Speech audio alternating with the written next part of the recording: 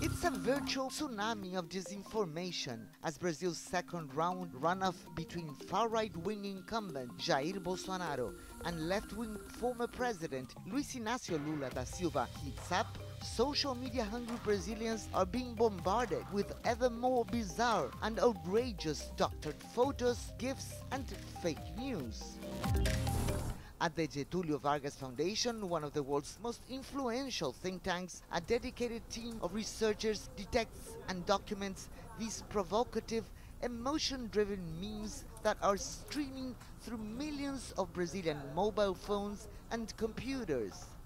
Sociologist Amaro Grassi, the team's coordinator, says these virtual attacks tend to focus on particular groups whose votes will be critical in what's turning out to be a tight race.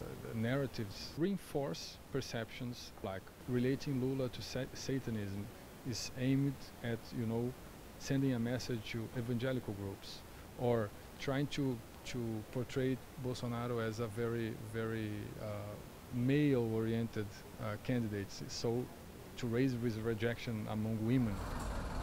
About 120 million Brazilians own a smartphone, according to a count by CEO World Magazine, while another recent study found almost two-thirds of the country's population, 64%, get their news from social networks on a wide variety of platforms, distributed by both in-house meme shops and independent trolls. And it's easy, experts say, because of the encryption found in especially WhatsApp and Telegram, the two main apps used by Brazilians that are very difficult to monitor and control.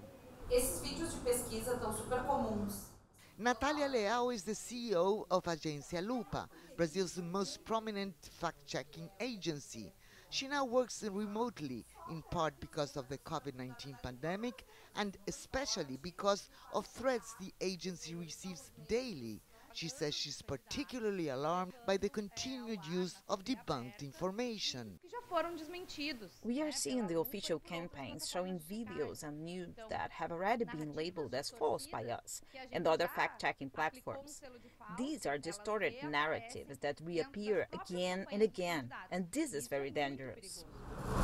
In hyper-connected and divided Brazil, it is difficult to measure the full impact of disinformation on this presidential election, but it seems likely it will only contribute to the country's polarized political environment. Lucrecia Franco, CGTN, Rio de Janeiro.